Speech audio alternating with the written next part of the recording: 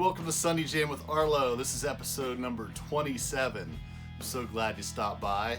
Today on the Jam, we're going to be checking out the Reward Music website we've been working on. We're going to get that up live here today so you guys can check it out. Also going to check out some of the plugins we've been using on the new song Mississippi King. I spent some time this week mixing that, and I'll let you check those out. So lots of fun stuff today on the Jam. I hope you stick around.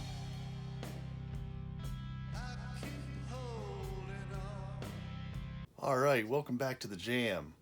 Hey, just want to say to you guys, I'm sorry I didn't get Jam done last Sunday. That was my second one I missed since we started back in June there.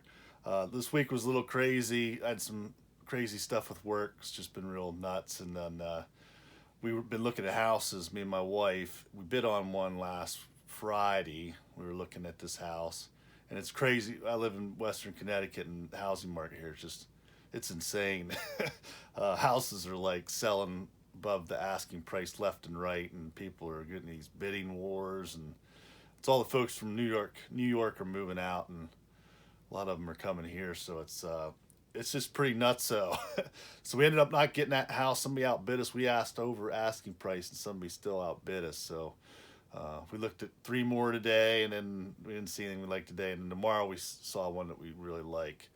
So we're going to check that out tomorrow and probably bid on that. If it looks good, we'll see. But I just want to say sorry I missed the Jam, because I love doing these, and I love getting the comments. If I get comments after, see what people think and what's going on with my channel and everything. So we'll get back on it here. Work's going to start slowing down a little bit for me, and I've just been really excited about doing more recording. So. But thanks to everybody who has been subscribing. We got some more subscribers this week. I think we're up to 221, which is fun. That's pretty cool. And I've been I got a couple new friends I've been talking to too that are, one guy's a mix engineer. So it's cool. I love meeting everybody and talking about what I'm doing. So if you're new to the channel, I do home recording here in my little home studio. Hopefully I'll have a bigger studio space. We move into that's one of the prerequisites in the house we're looking for. I've got to have my own space for all this music stuff that you can't see that's in this room. So I've been recording here. I'm trying to put demos together and then hopefully get into a studio, and I'd like to start playing some gigs here and there. Again, would be a lot of fun. I was playing like professionally for all through my 20s really, and played in bands, and I'll show you. There's some cool stuff I used to get to do, and I'm hoping to get back to it. So hit the little subscribe, hit the little bell, let you know when we got more of these coming. So let's jump in here. I'm going to show you the reward music. It's pretty cool. So if you guys haven't seen my other videos, you should check them out. But basically, Dweezil Zappa set this up with another fella. They've got a couple people working on this. And it's a place where you can create a website. You can put your own music up. And if somebody downloads the song, all the money goes right to the artist. You're basically paying for how many people that are like subscribed into your channel. So it's fairly inexpensive when you start. You can get your music up there. I think it's going to be pretty cool. And there's some other really cool things that it'll do for you. If you go to their website, rewardmusic.com, and I'll have a link below with my new website so you can check it out. But it's pretty cool. Dweezil Zappa's on there, and they've got some other artists signing up. So I think it's a really cool thing. So I'll show you what I worked on. I just did a couple things here so far. And if you go to the About section, you can click on it, and you can click on the About, and it'll just give you a little bit of my background, like what I was doing before I had kids and all that. So I've got like some pictures of me on there, and just how I learned how to play guitar, and some of the fun gigs I've played over the years. I put up 2 pictures that I had that I really love. The first one is we're playing with Vanilla Fudge. We opened up for them, which was just amazing because Carmine Appice and Vinnie Martell. Tim Bogert wasn't with them then. He was ill for a while, and T.M. Stevens filled in for them. And T.M. was really awesome. Me and him kind of hit it off before the show, and we're hanging out a good bit. And he was a lot of fun, and he ended up having me come up at the end of their set and gave me his bass, and we are like finished the song out. And then my buddy Chris on drums, he got to sit behind Carmine's drum set, which for Chris I'm sure was pretty crazy. So that was a fun night. We used to play a lot of cool gigs there. Get to open for a lot of different bands because we had a really massive PA system that we traveled around with, and then we'd augment it if we had even bigger bands. But we had a pretty big setup. It's like there were like on each side we'd have like 4 double 18s and 4 12 tops and big rack of crown amplifiers, and we had like these Claire Brother type wedges, monitor. We had a real good monitor set up. And then we'd have a front of house guy would always come with us. And then for a while we had Danny Gillen, my buddy Danny used to drive truck, and he'd run monitors and help us with load in and out and everything under the sun. And then my brother would travel with us sometimes, do monitors. My buddy Dan Preston, who's out in California now. So we had a good time there for a while. We were playing a lot of shows, playing 120 plus shows a year. The other cool picture I got on here is when we opened for Dickie Betts, which was amazing for me because I'm a huge Allman Brothers fan, and a lot of my playing style comes from them, like sitting and listening to Fillmore East a million times, copping their licks. So we had a chance to open for Dickie, and that was like a massive dream come true for me, and it was really cool to do that. And I'd met him before. Me and my brother had met him, and he was just really great to us, and it was fun at the show because this picture's taken. It was in the back of the building where his tour bus was.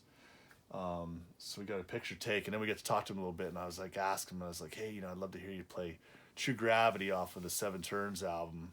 It's a little more obscure instrumental they used to do, but one of my favorites. And I saw them do it once down in Charlotte. I was visiting my dad down in North Carolina, and they played that in the whipping post. It was like an hour and a half with those 2 songs, and it was Alan Woody was playing with him, Warren Haynes, and Woody played this amazing bass solo. Man, he was a monster. But so I asked Dickie about True Gravity, like, oh, I'd love to see you play that tonight, and he's like, oh, that's a good one. And I was like, well, how do you and Warren? I read where you guys were. You had Coltrane, inspiration from Coltrane, the way you're doing the guitars. And you kind of started talking about that a little bit. And I said, I'd love to see you do that tonight. He's like, we got to play the hits tonight, son. You always got to hit them with the hit. You can't always play what you want to play. You got to play what the people want you to hear. And that's my buddy Jimmy here in the front. He was our bass player. And Jimmy used to always say that, oh, time to play. We'd have a crowd where it was like they weren't going to listen to Grateful Dead. And Jimmy'd be like, oh, time to play the hits, Arlo. And we'd crank into,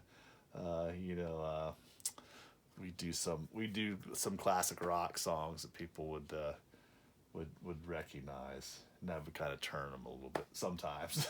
You never know. But yeah, we had a good time. We used to play Jack's Farm, and I had a band Kind of Mine before that. We used to play, that was a lot of fun. And then me and my brother had a couple bands. We had one band after Jack's Farm. We used to play at Zeno's, they call it, like every Thursday. And then we'd play some other places too. But Jack's Farm was one where I played a lot. And then last year, right before the pandemic, we played a show.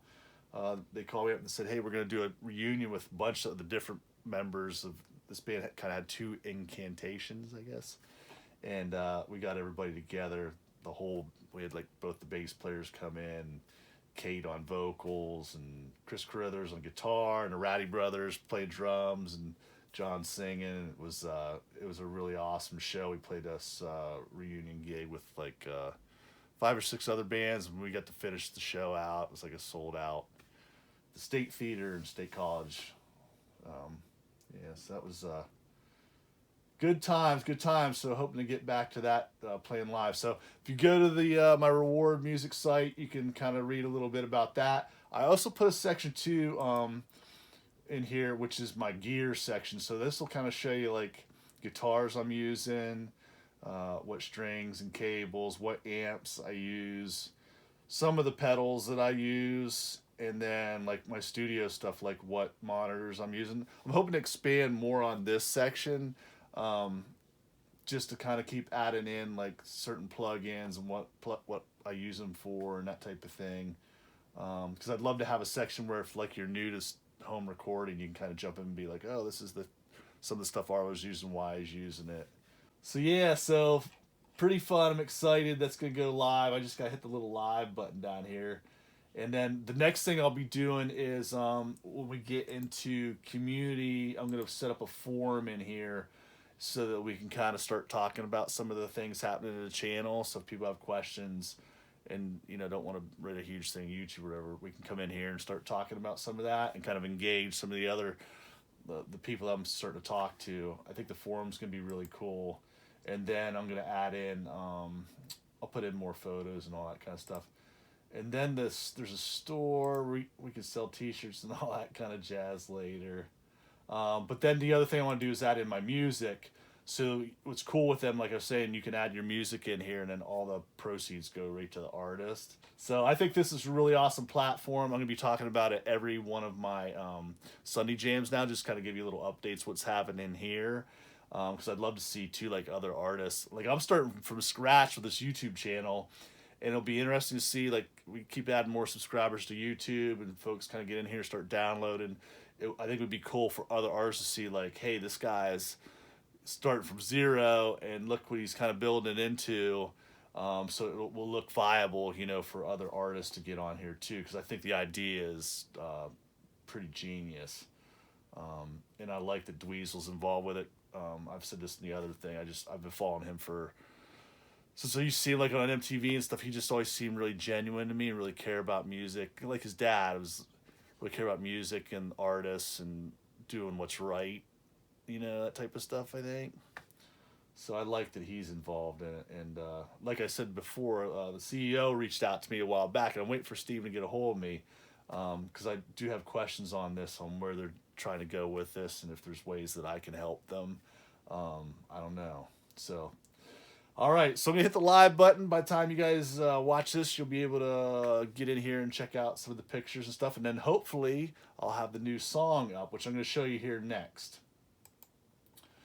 So we've been working on this song for a couple weeks now. I've finished the vocals, and now I'm getting to the mixing part. The thing to remember with these, too, it's like it's just demos in my studio here. So I'm not looking to make this like the perfect...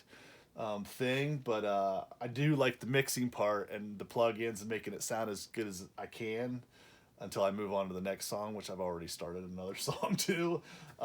So just keep that in mind. So I'm going to just show you a couple plugins I'm really loving using on. The first one I'm going to show you on the snare drum. The snare, I'm using the AZ drummer with the Eddie Kramer kit, which just sounds amazing.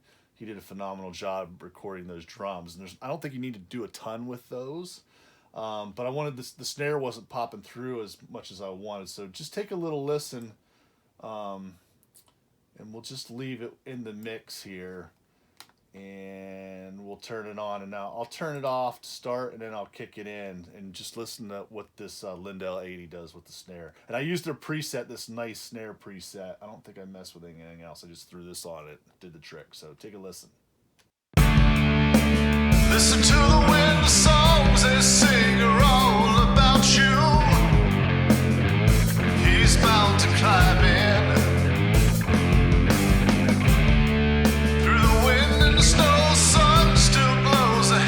They call you. He's bound to climb in.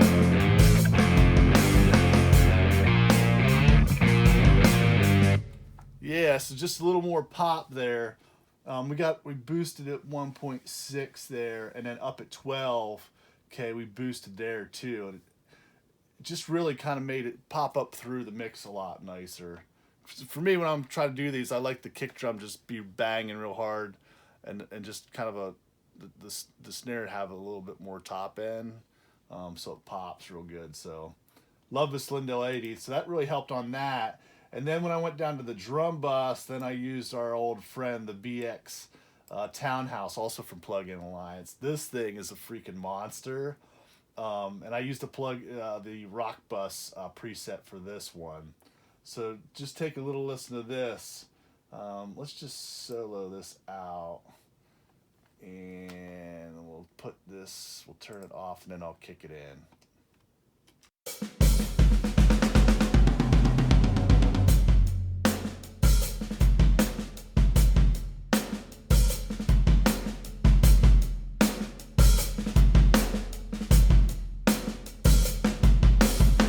So there's just a couple dBs of compression. You'll see it just barely moving a meter here. Watch it again.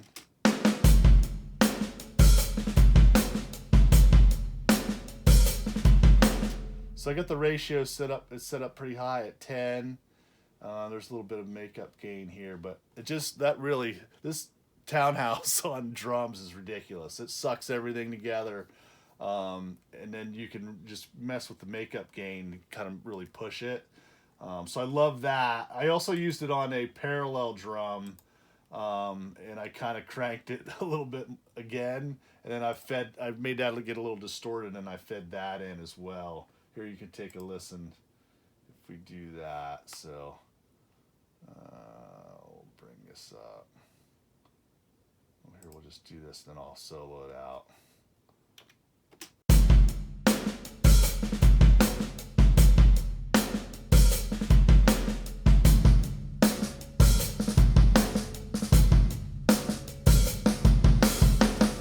So it just gave a little more in the low end there. There's like that kind of nice distorted push there. So the townhouse works phenomenal with that. I just love that. I used two little sound toys. I used some things in there too to kind of distort it up. This thing works good, like the Decapitator Devil Lock. It just really did some punishing there, which was good. So that's what I use there on the drums. What else I do? Lead vocals, I'm using our friend the Shep's Omni channel. I use two different channel strips. I don't know if this is kosher or not, but it seemed to work pretty good, because when I first did this, I just had the Lindell, and then I was using that, and it just was very like, the way I recorded too, I don't think it was recorded all that phenomenal with it just sounded real muffled. I kept messing with the Lindell. I couldn't get this to clean up, so I did the Sheps, and I used this dirty vocal preset, and it cleaned it up and gave it a lot of crunge. And then I put it back through into the Lindell then, and that I used a vocal rock crunch on that. And then I used our space delay and did a little slap back to wetten it up a little bit. And then I also have it running out to our Sunset Sound reverb. I had to send that out to there, and then I'm using the plate spring, and with that, I fed a little bit of that in. I'm also set the drums to the Sunset Sound too. So the vocals and the drums going through that to kind of create a little more like togetherness ambience, I guess. So I'm pretty excited with how the vocals come out. Here, take a listen. Listen to the wind songs they sing are all about you.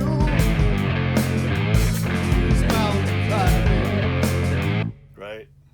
So now we'll turn everything on. Through the wind and the snow, sun still blows the heavens that call you.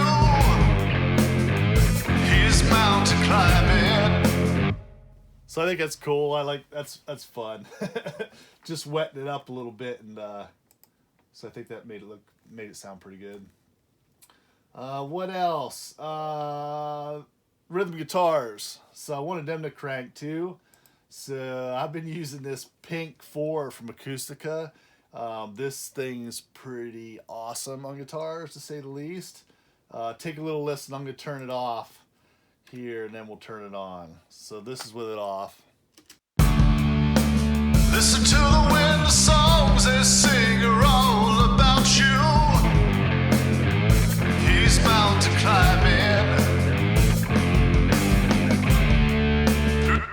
Yeah, so that makes it punch and has the grit, and this thing's pretty awesome. If folks aren't familiar with these, you can check out Acoustica Audio. They make some insane emulations.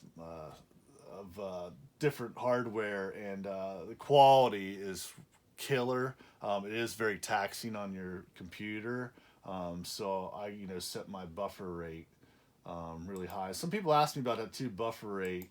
Now I have all my stuff going through this voice meter banana because I'm doing screen recordings and stuff, but you'll have this in your DAW too. See, I got it at 2048, so I set it to the highest. I'll show you that here just so you can see. So if you click on this, so see here your buffer size. See, I get 2048. Usually when I'm tracking, like when I'm recording guitars, and I'm down at like 128, something like that. If you have it set higher, you have more latency. So if you try to play guitar at 2048, it'll feel horrible. It won't feel right.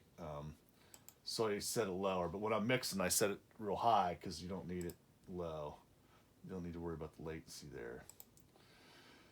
So the Pink 4 is monster. I'm still learning this, and I'll show you guys. Like, they give you these awesome manuals, and it's just like full of information on these, which is really cool. So I've been reading the manual, trying to figure out exactly how all these work. I'm loving this. This is awesome. Perfect for guitars. I'll probably try it on drums later, bass, see what else it works good on. But really loving that one. And then on my mix bus that I'm using, I just use the Pultec. And I'm doing some boosts there at like 100. And I'm boosting at 10K. I'm boosting and attenuating there.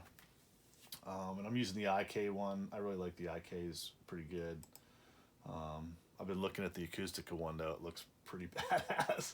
So I'm gonna check that out. And then I love using I'm using the Townhouse on my mix bus too, which I like this. And so we mix, right? We go to do the mix, and then usually what you do is you send off to a mastering engineer, and then they bring up the loudness louder and do their own EQing, kind of put their own touch and flavor on it. A lot of guys, if they're doing it at home like I am, they'll just put a limiter on, and then they'll just kind of push maybe the compression here, do the makeup gain push, or you'll pull up. I have this plug-in too. Let me see if I can find where it's at. The one. So this one from T-Rax is a mastering processor, and I've been messing with this too. This works pretty good. So you can kind of push the volume and get it really cranking. Yeah, so that's kind of my next thing. I've got a buddy, Charlie, my buddy Charlie Roy. I've talked about him on the jam here before, but he's got a Facebook group, mastering tips and tricks. I think I got that right. Mixing mastering tips and tricks. I'll have to look again, but I get on that, and they're great on there. And they've been doing these live streams with him and this other guy, Josh and Sherman. And you can send in your songs, and then they'll tell you what they think of the mix. And then they talk about luffs and loudness, all that kind of stuff that I'm still kind of wrapping my head around all that. But that's a good one if you're trying to, do your mastering by yourself. They can give you some help on figuring that out. Most mastering guys, they tell you, like, they want you to send it to them because you're mixing, you get attached in here, and you're kind of hearing what you're trying to do. But when it gets to the mastering level, they say you should have somebody else doing it, because they'll kind of hear things differently, and they'll maybe hear where you're making mistakes, or you're not driving something enough, or not enough saturation, or whatever it is. So they say it's good to send it out, but I've been having fun just kind of tweaking around with that too. So I think I'm going to have this song mixed this week. So what I do, how I go about it, I'll mix here and get it to where it sounds good. And I also use this too. I'll show you. So this is room correction software. So I ran this in this room because this room's set up horrible for how I'm trying to mix.